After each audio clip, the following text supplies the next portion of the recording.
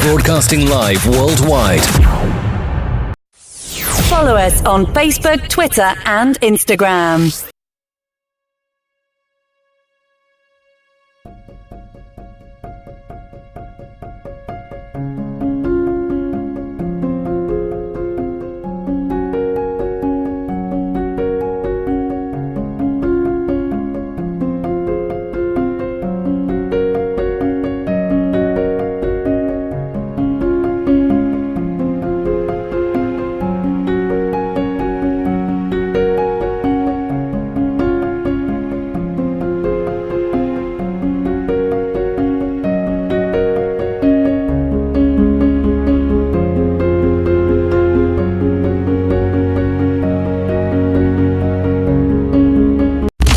Broadcasting live worldwide.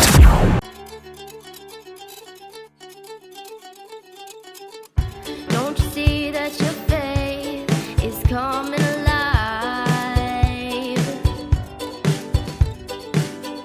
Don't you see that it's tested every time?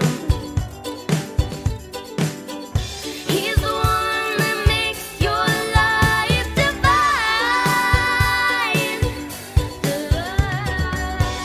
He's the one that makes you feel fine. Your faith's being tested.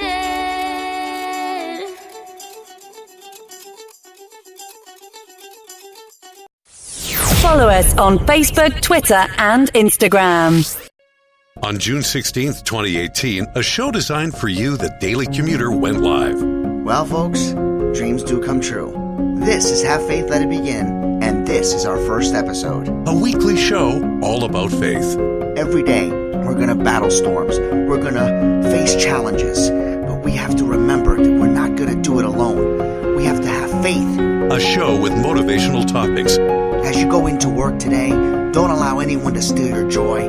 Lift your head up high and know that God is with you. Inspirational stories and personal testimony set out to change the world.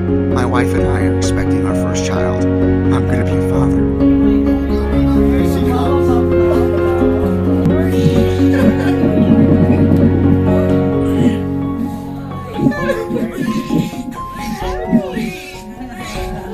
Welcome to Have Faith. Let it begin. Here's your host, Angel Santana. Broadcasting live worldwide. Hello, everyone, and welcome to another episode of Have Faith, Let It Begin. We are live as I drive to work, and all of you getting ready for work, or maybe already arrived at work, or maybe just getting ready to drive to work.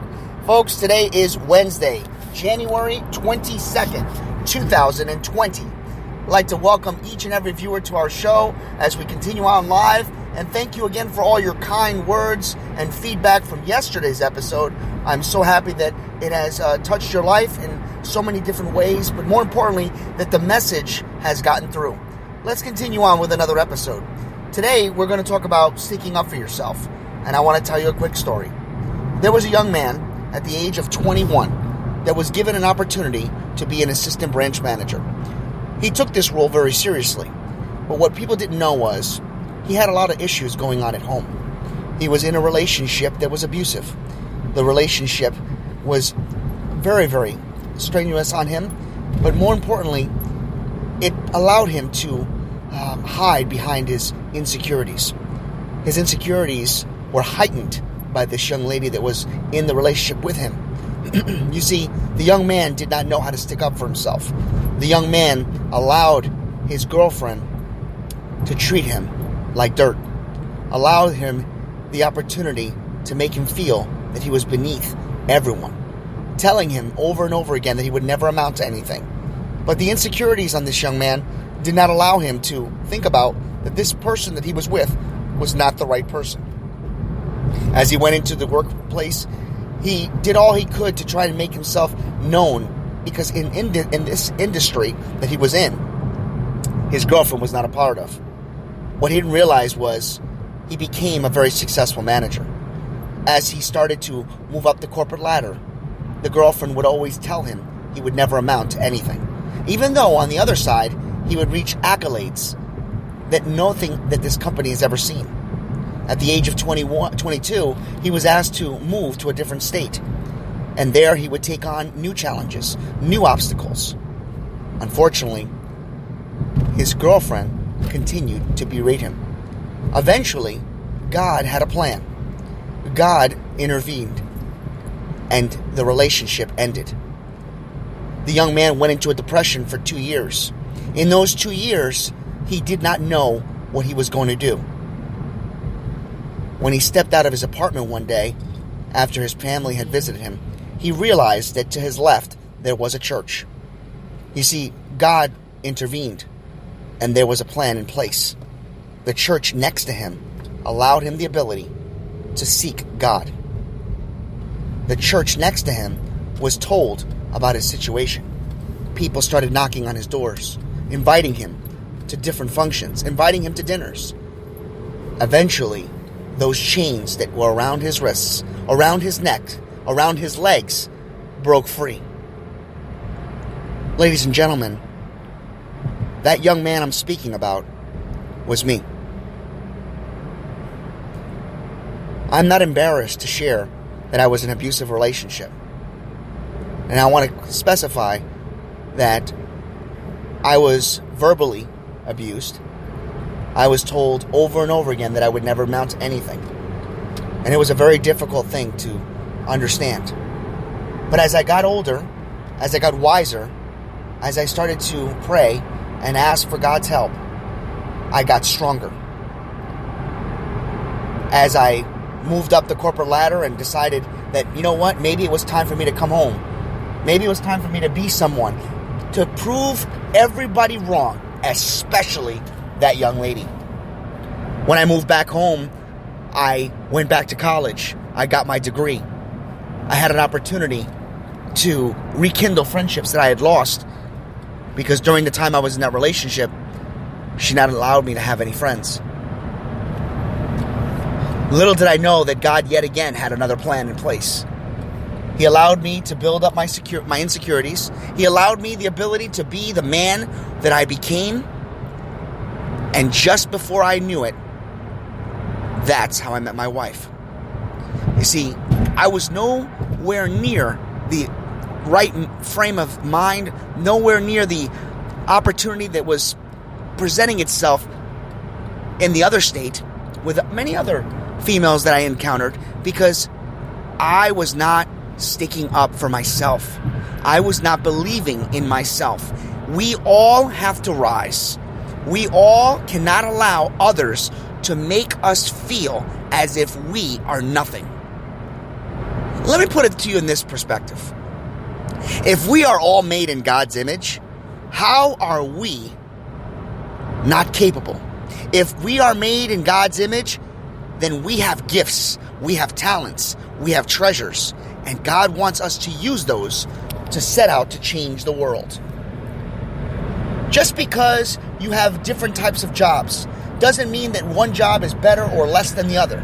You can be an individual that drives trucks. You can be an individual that saves lives on a daily basis because you're a police officer, a doctor. You can be an individual that cuts trees. You can be an individual that goes out and just puts smiles on people's faces. You can be a switchboard operator. You can be a lawyer, a teacher.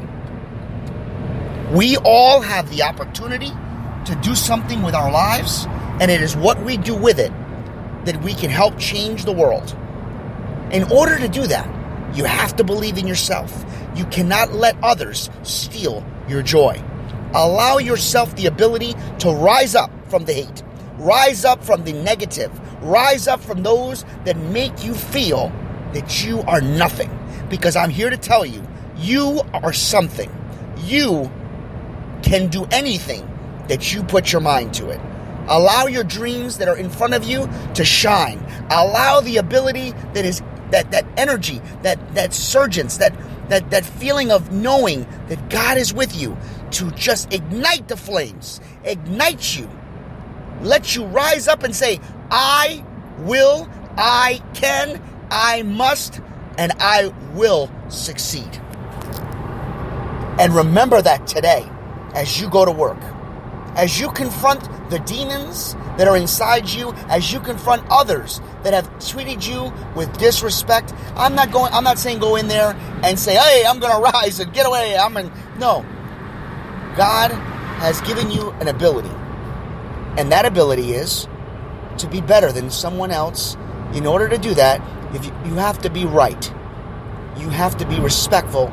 You have to remember that stooping down to somebody's level is not going to change who that person is. But being a person of faith, being a person of good, clear mind and good conscience will allow you the opportunity to rise above.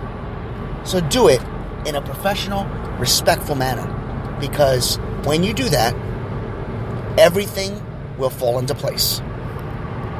Remember that today as you go into your workplace. Remember that every day. And may God be with you. And always remember to have faith. Let it begin. Thank you for listening to another episode of Have Faith, Let It Begin. That's right, Ariel. We're done with another show. And it's always great to have this show with you, my love.